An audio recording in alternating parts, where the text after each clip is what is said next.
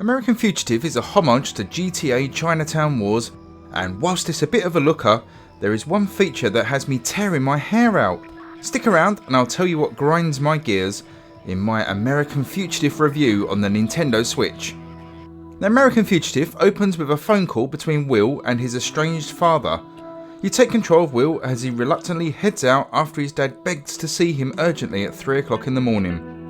I won't spoil what happens next, but mistakes are made and we next join Will, determined to break out of prison and hunt for the people that have framed him. The story is a nice bit of scene setting, albeit cliched. There's no voice acting and everything is conveyed via talking heads and reading text. The rest of the story slowly reveals itself as you take on more missions, very much in the style of any other Grand Theft Auto style game. What first struck me is how damn nice this game looks. The world is super detailed with physics applied to even the smallest of items. Walk into a bucket and it will topple over. Approach any sort of fence and you'll automatically vault it, which is a lovely little quality of life touch. Animals wander around in realistic ways and lighting effects in the areas that have them. It really is one of the nicest looking games I've played recently and super impressive for an indie studio. Likewise, the audio is also excellent with a wide variety of tunes that periodically rotate in the background, ranging from rock to blues, jazz and even some sawgrass.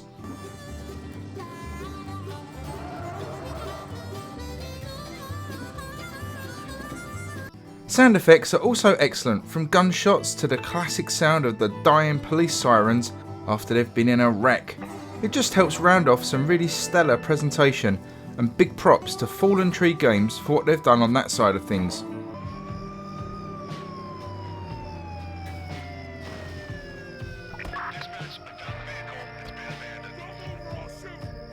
Now, gameplay follows the pretty standard GTA format of being an open world map with people of interest you can visit to pick up missions, but for me, the gameplay doesn't really gel with the way the story is presented. From such a strong narrative start, you end up doing busy work for all your contacts, getting involved in their petty issues, most of which are criminal activities, all the while kind of ignoring the bigger picture that you want to be cracking on with. Imagine the feature film The Fugitive with Harrison Ford being on the run from the relentless Tommy Lee Jones, but whilst trying to escape to safety, just popping into the local 7-Eleven to steal some milk for his friend's cat, or visiting a clothing store to get a nice sparkly dress so another contact can go to the ball. It just doesn't make sense in what you're trying to achieve overall as a protagonist, and I found it frustrating to be constantly distracted by these side quests. They wouldn't be so bad if it wasn't for my biggest issue with the game, and that is the psychic police community in this town. Gently nudge another car whilst trying to keep control of your own vehicle under the overly twitchy controls, and the police will just arrive on the scene from out of nowhere within seconds to hunt you down. Steal some clothes off a washing line, police are on the scene seconds later. Break into a house, police. Look at someone funny, popo. Harass a chicken, here come the 5-0. It's incessant and makes any task a real chore. Take breaking into a house, most of this is quite nicely done. You can first case the building by looking through the windows to see if anyone is in, then using a variety of objects you can find, break into the house. And once inside, there's a little mini game where you can move from room to room, searching for things to burglarise.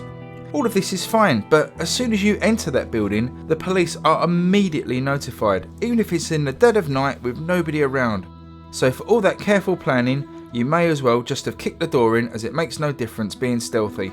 The police can be shaken off fairly easily by outrunning them or changing clothes, but it's just constantly annoying having to backtrack after losing the heat. Getting into a gunfight with the authorities isn't much better, as the dumb AI of the enemies mean they just constantly amble towards you as gun fodder.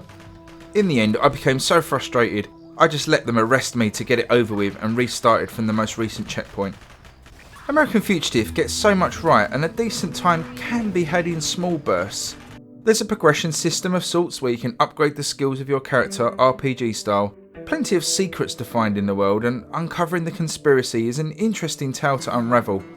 The graphics and sound, as I said, are superb, although the great detail and physics engine really start to take their toll on performance at times, with plenty of instances of slowdown all throughout the game. If you've played Grand Theft Auto, especially the older versions or the recently released Shakedown Hawaii, then you pretty much know what to expect here, but it's really not the best example of the genre I've ever played. Even if the devs back the police response times back, or more importantly, don't have them chase after you for every little fender bender, then I'm sure the game would be much better for it, which would have been reflected in my score. As it stands right now though, I didn't enjoy many of my sessions I had with American Fugitive, and I'm going to be giving it a 5.5 out of 10. Well, thanks for watching the review. I hope you enjoyed that, and if you did, please do remember to subscribe. It really helps me out and I really appreciate it. And leave me a comment below if you're thinking of picking this one up, have any questions. And remember, it's not out on the Switch until Thursday, so you've got a couple of days yet to decide. But thanks once again, and I will catch you guys on the next video. See you later.